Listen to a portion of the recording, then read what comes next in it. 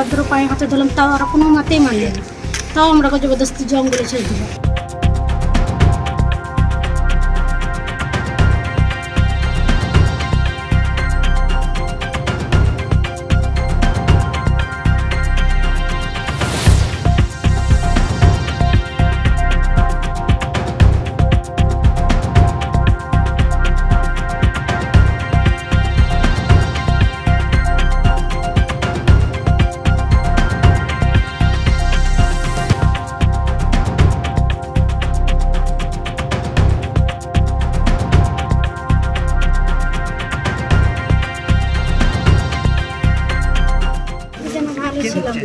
কষ্টতে ছিলাম, আপনার দেশ ফিরে এলাম। তো মমতা ব্যানার্জিকে ধন্যবাদ, আইসেক ব্যানার্জিকে ধন্যবাদ, আর সামিরুল ইসলামকে ধন্যবাদ।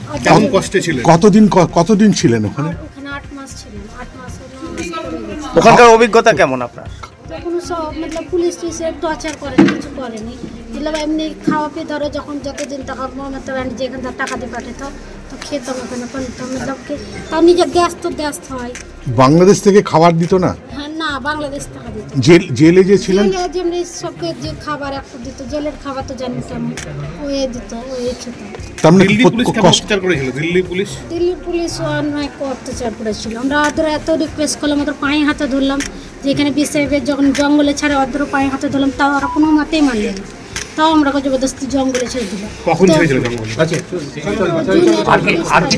এখন ভালো আছে? কেমন লাগছে বাড়ি ফিরে? মেয়েকে কতদিন বাদে দেখলে? ওখান থেকে কিভাবে ধরেছিল আপনাদের? দিদি বললো কিভাবে ধরেছিল আপনাদের? আমার উপর থেকে রেখেছে মালটা না, পুরো ক্যামেরা গার্ড হয়ে গেছে। কালকে কিছু কথা সেরকম হয়নি, খালি দেখাচ্ছি খুশি হলো। কতদিন পর দেখা হলো মেয়ের সাথে? 6-7 মাস পর। কোথায় ছিল মেয়ে? বাংলাদেশে ছিল। কালকে যখন শুনতে পেলেন যে মেয়ে আপনার চলে এসেছে ইন্ডিয়াতে, তখন কেমন লাগছিল? বহুত আনন্দ, খুশি হয়েছিলাম। কয়জন এসছে? এখানে 2 জন এসছে, এখনো তো অনেকে শুনলো না। 4 জন আছে বাংলাদেশে। এখন মমতা সরকার, অভিষেক, সামিরুল ইসলাম দা, ওরা না হলে তো ঘুরেতে পারতাম না, ওদের জন্যই ঘুরেতে বেড়াচ্ছি। ওদেরকে বহুত ধন্যবাদ। দিল্লিতে কি কাজে গেছে? আমরা খাবারের কাম করতাম, 20-25 বছর পর ওখানে আছি। ওখানে দেখলেন কেমন আছে? এখন অবস্থা একটু ভালো নাই, দেখি। আপনারা কি চান, বাড়ি নিয়ে যেতে না এখানে? এখন ডাক্তারের কি বলছে ওটা এখন জানতে হবে, ডাক্তার কি বলছে। বলছি যে মেয়েকে যে আসলো কেমন লাগছে? ভালো লাগছে, বহুত আনন্দতে আছি। কতদিন পর কথা হলো? 6-7 মাস পর হচ্ছে। নিয়ে যাবেন মেয়েকে? হ্যাঁ, নিয়ে যাবো। হ্যাঁ। আপনার যে ওপারে যারা আছে তাদের জন্য চিন্তা কি না, জামাই আছে ওপারে, এখনো চিন্তা কি লাগবে না? জামাইয়ের জন্য আজ 4 জনের জন্য চিন্তা লাগছে। যে 4 জন আছে আপনাদের কে হয়? আমার জামাই আর পরিবারের আছে 3 জন। ভারতীয় নাগরিক, আপনারা সবাই দেখলেন, বাবা মায়ের এশায়ারে নাম আছে, 1952 সালে জমি দলিল আছে, তার সত্ত্বেও 23শে জুন ওদেরকে অ্যারেস্ট করেন। 3 দিনের কোথায় পশ্চিমবঙ্গ সরকারের কাছ থেকে ভেরিফিকেশন ছাড়া ওদেরকে বাংলাদেশে পাঠিয়ে দেওয়া হয়, ওদেরকে অ্যারেস্ট করা হয়। এবং আমরা মাননীয় মুখ্যমন্ত্রী মমতা বন্দ্যোপাধ্যায় এবং অভিষেক বন্দ্যোপাধ্যায়ের নির্দেশ মতো আমরা পরিবারের পাশে প্রথম থেকে ছিলাম। হাইকোর্টে আইনত লড়াইয়ের পর আমরা 4 সপ্তাহের মধ্যে হাইকোর্ট থেকে সেন্ট্রাল গভর্নমেন্টকে আনতে বলা হয়, তারপরেও আনেনি। তারপর সুপ্রিম কোর্টে যাওয়া হয়, সুপ্রিম কোর্ট থেকে একদম বিজেপি শাসিত কেন্দ্রীয় সরকারের গালে এবং থাপ্পড় মারে এবং বলে সোনালীর বাবা যদি ভারতীয় হয় তাহলে সোনালী বাংলাদেশে হতে পারে, তাদেরকে ইমিডিয়েটলি আনা হোক।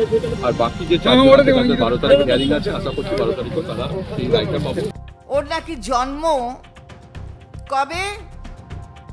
1998 সালে, মানে 1998 সালে ও চলে এসছে এখানে। ভাবুন, যার জন্মই 2000 সালে, সে নাকি 98 সালে এখানে চলে এসছে। তো এই নথিপত্র, আইডি কার্ড থেকে শুরু করে সব কিছু দেখানো সত্ত্বেও ছেড়ে না, সেগুলোকে প্রমাণ হিসেবে গ্রহণ না করে এই ধরনের বঞ্চনার এবং অন্যায়ের শিকার করা সোনালীকে, এটা কিসের চেষ্টা? কিসের প্রচেষ্টা আমরা জিজ্ঞাসা করতে চাই দলের পক্ষ থেকে। শুধুমাত্র বাংলায় কথা বলে বলে, শুধুমাত্র অন্য সম্প্রদায় মানুষ বলে, অন্য ধর্মে যাদের কেন্দ্রীয় সরকার যারা পরিচালনা করে তাদের ভালো লাগে না সেরকম ধর্ম, সেই ধর্মে ও সেই ধর্মের একজন মহিলা বলে তার প্রতি এই বঞ্চনা। একটা অন্তঃসত্ত্বা মহিলা, অর্থাৎ নতুন সূর্যের আলো দেখাবার জন্য একটা সৃষ্টিকে যারা এইভাবে মিটিয়ে দিতে চায় তাদের ঘৃণা করে সমাজ। আমরা দেখছি এই ঘৃণ্য জায়গায় নিয়ে এসেছে কেন্দ্রীয় সরকার এই ধরনের ঘটনা তৈরি করে।